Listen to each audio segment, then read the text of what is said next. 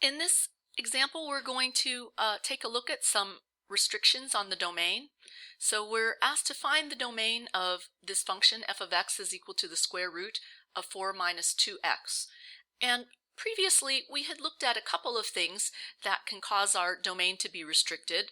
One is if we have a 0 in the denominator, which is a bad point or bad points, if there are multiple ones. But another restriction is if we have a negative number inside the radical.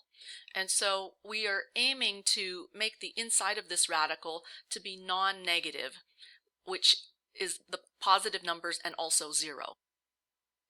There are a couple ways of finding this domain, and one of them is the graphical method and the other is the algebraic method. So let's take a look at both of these methods.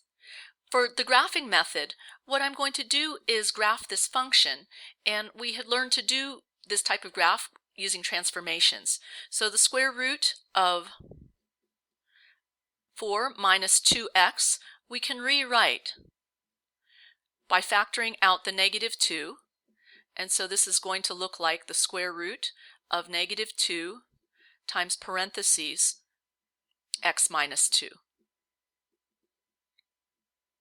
So this basic shape is going to be the square root shape, but there are a couple transformations. One is that this negative 2 on the inside is going to flip the shape across the y-axis. So if I were to graph my basic square root function that looks something like this, and then flip it across the y-axis, it'll go onto the other side. And then the other transformation is that we are going to shift it 2 units to the right. So let's go ahead and graph that. So again, flipped to the left, but shifted 2 units to the right. We'll make the graph look something like this. And again, because we shifted over 2 units, this green function, which is our final graph, begins here at x equals 2 and goes backwards. So actually, what we're looking at for possible values of x, again for the green function, is that x can be lower than 2, it can be equal to 2, but it cannot be greater than 2 because the graph is not defined in that area, in that region. We're going to write the inequality that x is less than or equal to positive 2.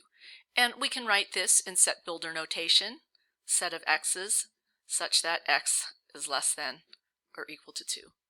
And if we want to write this in interval notation, the region for the green function, it starts at negative infinity,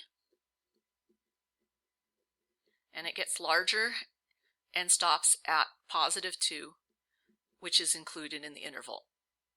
So this was the graphing way to find the domain.